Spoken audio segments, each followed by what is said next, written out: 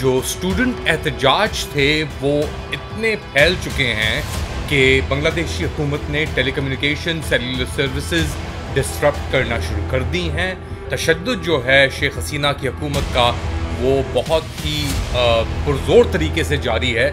I am running to be president for all of America, not half of America, because there is no victory in winning for half of America. और लग यही रहा है, chances बहुत ज़्यादा हैं कि अब ट्रम्प साहब भी आपके जो हैं अल्लाह भला करे वो नॉमिनेशन तो ले गए मगर सदर भी वो ही बनेंगे। अब अगर ट्रम्प साहब आ रहे हैं तो इजराइल अपने आप को बहुत मुतमईन समझ रहा होगा, नेतन्याहू साहब को भी थोड़ा एक रिलीफ मिल रहा होगा। मगर टेल अवीव के अंदर एक अटैक हुआ है, एक ड्रोन अटैक हुआ है, उसके अंदर एटलीस्ट वन इजरायली मारा जा चुका है।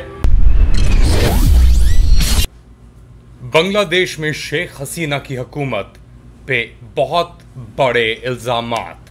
लेट अली शो यू के एक और एपिसोड में आप सबको खुशामदीद। Do like, subscribe and share this content. गुफ्तगू शुरू करते हैं बांग्लादेश में, जहां पे जो स्टूडेंट एहतजाज थे वो इतने फैल चुके हैं कि बांग्लादेशी हुकूमत ने टेलीकम्युनिकेशन सेलुलर सर्विसेज डिस्टर्ब करना शुरू कर दी हैं। इसके साथ साथ ये भी इतलात आ रही हैं कि कई लोग जाँ बहक भी हो गए हैं और तशद्दुद जो है शेख हसीना की हुकूमत का वो बहुत ही पुरजोर तरीके से जारी है।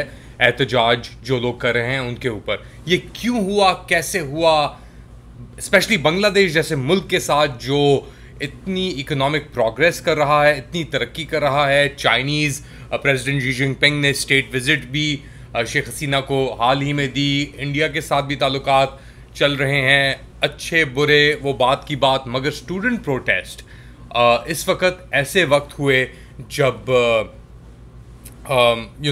बांग्लादेश के अंदर कहते हैं इकोनॉमिक प्रोग्रेस बहुत बढ़ रही थी। 17 लोग एटलीस्ट, ये तादाद ऑफ कोर्स चेंज हो सकती है, मगर 17 लोग मर चुके हैं और हज़ारों की तादाद के अंदर तालिब इल्म जो हैं, स्टूडेंट, यूनिवर्सिटी स्टूडेंट्स ने उन्होंने पुलिस के साथ क्लैशेस किए। Specifically civil service entry exam जो है उनका, उसके ऊपर उसके रूल्स के अंदर थोड़ी डिस्क्रिमिनेशन एलिज की जा रही थी कि जी सर्टेन लोगों को मिल रहा था जो अवामी लीग के साथ जिनकी शमूलियत थी या उनके बच्चे थे उनको प्रेफरेंसेस दी जा रही थी, और जो लोग अवामी लीग या शेख हसीना की पार्टी के साथ मुंसलिक नहीं थे उनको खारिज किया जा रहा था, उनको ये पोजीशंस नहीं मिल रही थी। और ये चीज़ फिर शुरू हुई वेरियस यूनिवर्सिटीज़ से, ढाका यूनिवर्सिटी के अंदर भी और जगहों के अंदर भी, चिट्टागोंग के अंदर भी, अब जिसका नाम ऑफ कोर्स चट्टोग्राम है, जो बहुत ही एक अहम एरिया है बांग्लादेश का, वहाँ पे भी हंगामा है और तकरीबन 2 लोग जाँ बहक होने की खबरें आ रही हैं। तो शेख हसीना के ऊपर बहुत प्रेशर अंदर चल रहा है। इसके साथ साथ उन्होंने याद रखें जो opposition BNP Bangladesh national party थी जो खालिदा जिया एक ज़माने में इसे लीड करती थी, उनके कारकुनों के ख़िलाफ़ बहुत पिछले कई साल से उनके ख़िलाफ़ भी, जमात इस्लामी के ख़िलाफ़ भी बहुत ही पुरजोर तरीके से इनके ऊपर क्रैकडाउन हुए, तशद्दुद हुए, इनके लीडर भी जेल हुए। और अब ये स्टूडेंट प्रोटेस्ट जो हैं ये बांग्लादेश नेशनल पार्टी या BNP के जो ग्रीवेंसेस थे उनके साथ आके मिल गए और अब पुलिस BNP को भी टारगेट कर रही है स्टूडेंट प्रोटेस्ट के साथ मिल के। तो बेसिकली गवर्नमेंट जॉब्स के जो कोटास थे सिस्टम के अंदर, उसके ऊपर ये था। बांग्लादेश की जो हिस्ट्री है वो हम जानते हैं, पहले ईस्ट पाकिस्तान थे वो, फिर उसके बाद में आज़ादी हुई और शेख हसीना के जो वालिद थे शेख मुजीबुर रहमान, वो बेसिकली फादर ऑफ थे बांग्लादेश के, उनको भी एक मिलिट्री कू के अंदर मार दिया गया। खालिदा जिया के उस वक्त वालिद थे, उन्होंने मारा। तो एक एनिमोसिटी है जो चलती आ रही है बड़े अरसे से, और इसके अंदर अब ये सिचुएशन जो है वो बद से बदतर होती जा रही है कि कुछ भी अपना बेसिकली शेख हसीना ने स्टूडेंट से पूछा था कि सुप्रीम कोर्ट का फैसला आने दो, उसका वर्डिक्ट आने दो अगले महीने, फिर पेशेंस रखो, सब्र करो, मगर स्टूडेंट्स कन्विंस नहीं हुए इस चीज़ के अंदर। और अब आके चीज़ यहाँ पे खड़ी हो चुकी है। बांग्लादेश में ये हो रहा है, फसाद शुरू हो गए। पाकिस्तान के अंदर बहुत ही यानी एक बारीक सिचुएशन है, मगर इस ऑब्वियसली इस टॉपिक के ऊपर हम अपने जो लोकल एपिसोड है याद रखें कि जो आपका इवनिंग एपिसोड होता है शाम के वक्त जो रिलीज़ करता हूं मैं, वो इंटरनेशनल सब्जेक्ट्स को डील करता है, और जो मैं सुबह के वक्त अपना शो रिलीज़ करता हूं वो डोमेस्टिक इश्यूज़ के ऊपर, और डोमेस्टिक इश्यूज़ आप आजकल जानते हैं क्या चल रहे हैं, उनके ऊपर फोकस करता है। तो बेसिकली बांग्लादेश हमारी पहली स्टोरी थी। दूसरी स्टोरी है हमारी, ट्रंप साहब ने फाइनली अपनी एक्सेप्टेंस स्पीच दे दी है नॉमिनेशन। साइड बार पे आप देख सकते हैं कि किस तरीके से ट्रंप साहब आए और उन्होंने बातचीत की, और फिर उन्होंने एक बहुत लंबी चौड़ी स्पीच दी। थोड़ा सा एक मुख्तसर सा आपको उससे सुनाता हूँ, सुनिए ज़रा। Together we will launch a new era of safety, prosperity and freedom for citizens of every race, religion, color and creed. The discord and division in our society must be healed. We must heal it quickly. As Americans, we are bound together by a single fate and a shared destiny. We rise together or we fall apart. जी, तो बड़े ही मुतमईन आराम से बात कर रहे हैं Trump साहब, बड़ी यानी अनकैरेक्टरिस्टिक, कि बहुत ही कि इन्होंने कोई एक निर्वाणा एक तरीके से अचीव कर लिया है। अपनी गोली लगने की बात की, जो बंदा मरा, जो फायर चीफ स्टेशन था, फायर स्टेशन चीफ था, फैमिली को दिखाने के लिए गया हुआ था रैली के अंदर, वो मरा। उसका जो यूनिफॉर्म था उसके पास गया, उसकी हेलमेट को भी चूमा ट्रंप साहब ने। तो ट्रंप साहब भी बड़ी कोशिशें अब उनको करने की लिहाज से ज़रूरत नहीं है, क्योंकि दूसरी तरफ बाइडन साहब जो हैं वो बीमार हो गए हैं। ये खबर भी आपको हमने ब्रेक की थी, और ट्रंप साहब ने नॉमिनेशन एक्सेप्ट कर ली है, और लग यही रहा है, चांसेस बहुत ज़्यादा हैं कि अब ट्रंप साहब भी आपके जो हैं, अल्लाह भला करे, वो नॉमिनेशन तो ले गए मगर सदर भी वो ही बनेंगे। अच्छा, बाइडन साहब इंटरनली खबरें फैलाई जा रही हैं कि जी बाइडन साहब शायद रेस से हट जाएं, अपने आप को वो एक्सक्यूज़ कर लें, कैरी ऑन करें एज प्रेसिडेंट, मगर वो कमाला हारिस को या किसी और को बैक नहीं करेंगे। मगर उसके साथ साथ दूसरी खबरें गर्दिश में हैं कि जी बाइडन साहब कहीं नहीं जा रहे। तो एक वहाँ पे बड़ी कंफ्यूजन चल रही है। बेसिकली जो डेमोक्रेट पार्टी है वो इम्प्लोड हो रही है इनकम्बेंट होने के बावजूद, और जो रिपब्लिकन्स हैं, ट्रंप साहब, अब तो ट्रंप की पार्टी है एक तरीके से, वो असेंडेंसी के अंदर हैं, और हर कोई आके अब सर झुका रहा है, फैसिलिटेशंस दे रहा है, बातचीत कर रहा है, तारीफ़ें कर रहा है। यहाँ तक कि जो मुखालिफ भी थे पहले, वो भी आके अब स्टेज पे चढ़ के ये रिपब्लिकन नेशनल कन्वेंशन जो अपने इख्तिताम को पहुँची है, इस पे आके ट्रंप साहब की तारीफ़ें कर रहे हैं। जैसे निकी हेली हो गई, जैसे डिसांटिस साहब हो गए फ्लोरिडा गवर्नर, ये सब मुखालिफ थे ट्रंप साहब के, जो ये नॉमिनेशन, ये प्रोसेस जो चल रहा था इसके अंदर। अच्छा, ट्रंप साहब की नॉमिनेशन तो आई कन्वेंशन के अंदर जूइश, इजरायली जूइश, और वैसे ये अपना अमरीकी यहूदी वॉइसेस भी बहुत आई, जिसके अंदर से एक स्टूडेंट भी था जिसने सू किया बेसिकली हार्वर्ड यूनिवर्सिटी को डिस्क्रिमिनेशन के लिए, एंटी सेमिटिज्म के चार्जेस के ऊपर, और उसने भी आके बात की। और ये स्पेसिफिक पहलू है, इसके ऊपर बहुत इंपॉर्टेंट है बात करना, क्योंकि ट्रंप साहब ने ही अमरीकी कॉन्सुलेट जो थी वो टेल अवीव से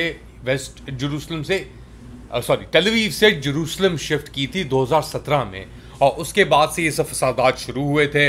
मैं था उधर, तो मुझे ये याद पड़ती है खबर बहुत अच्छी तरीके से इजराइल के अंदर। और अब अगर ट्रंप साहब आ रहे हैं तो इजराइल अपने आप को बहुत मुतमईन समझ रहा होगा, नेतन्याहू साहब को भी थोड़ा एक रिलीफ मिल रहा होगा, मगर पता नहीं कितना अर्सा नेतन्याहू साहब अभी सर्वाइव कर सकते हैं, क्योंकि जो गाज़ा में सिचुएशन चल रही है उसके अब असरात इतने महीने गुजर जाने के बावजूद भी, यानी 1 साल से 4 महीने में ख्याल से शॉर्ट है हम अक्टूबर 7 से, तो टेल अवीव के अंदर एक अटैक हुआ है, एक ड्रोन अटैक हुआ है, उसके अंदर एटलीस्ट 1 इजरायली मारा जा चुका है।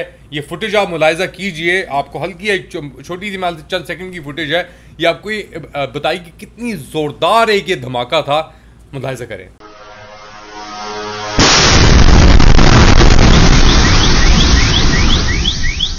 जी, तो ये धमाका जो टेल अवीव में हुआ, इजराइल के अंदर बड़ी सोफिस्टिकेटेड आयरन डोम, आप देखते हैं कि जी जब भी कोई रॉकेट फायर होता था गाज़ा से, हमास से, तो वो इंटरसेप्शन हो जाती थी। मगर अब ना सिर्फ गाज़ा है, ना सिर्फ लबनान है, यमन भी है। यमन और इजराइल में 2000 किलोमीटर का फासला है। अब यमन और वहाँ पे हुती जो है वो कह रहे हैं कि जी हमने ये वार किया है इजराइल के अंदर ड्रोन से। अब इतने दुश्मन हो गए हैं और इतने यानी खार चढ़ चुकी है इजराइल के खिलाफ कि यही नहीं पता लग रहा उन्हें कि कहाँ से बम आ रहा है और किधर जा रहा है, मगर लोग मर रहे हैं और फ्रस्ट्रेशन बढ़ रही है इजराइल के अंदर। गाज़ा के अंदर जिस तरह ये फ्रस्ट्रेशन इजराइल की बढ़ रही है, गाज़ा में भी और इजराइल में भी उसी तरह इजरायली जहालियत और बर्बरियत भी बढ़ रही है। और उसके अटैक्स जारी हैं, सेंट्रल नॉर्दर्न जो भी आप कह लें, बुरा ही हाल है। और इंसाइटमेंट भी जारी है। जो ये बेन गवीर साहब हैं, इतामिर बेन गवीर, जिनकी वालदा एक कुर्दिश थी, इराकी कुर्दिश यहूदी, वो आप देख सकते हैं कैसे ये शख्स हैं, पहले भी जा चुके हैं अल-अक्सा। ऐसी सिचुएशन में जहाँ पे वेस्ट बैंक भी जल रहा है, गाज़ा तो जल ही रहा है, मगर वेस्ट बैंक में बेन गवीर ने और इनके जो एक साथी हैं बचपन के बेजाजिल स्मोत्रिच, उन्होंने आग लगाई हुई है, क्योंकि वो ही इंचार्ज हैं दोनों वेस्ट बैंक के।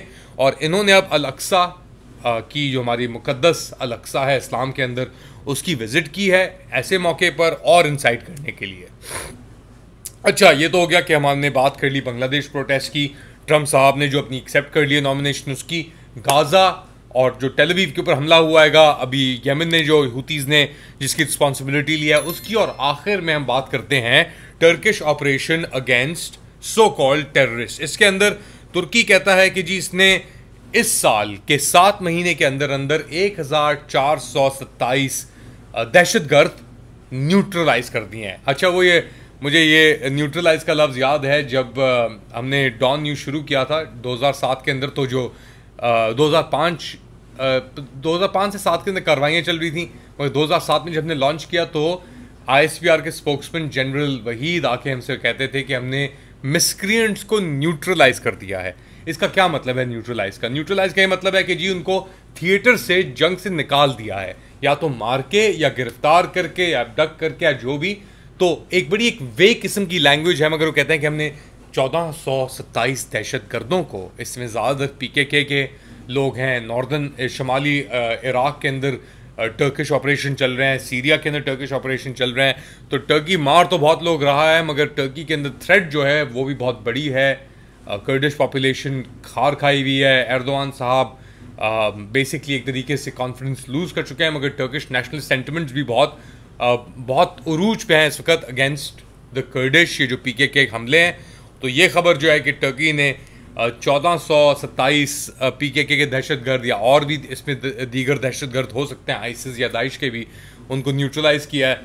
आप देख सकते हैं जंग हर तरफ है, कोई स्केप नहीं है इससे, चाहे वो इजराइल कर रहा हो गाज़ा में, चाहे वो तुर्की और ये जो PKK है इसके दरमियान हो, या दाइश या आइसिस के दरमियान हो, चाहे वो बांग्लादेश के अंदर झड़पें हो रही हों अब अवाम और हुकूमत में, या चाहे वो पाकिस्तान में हो।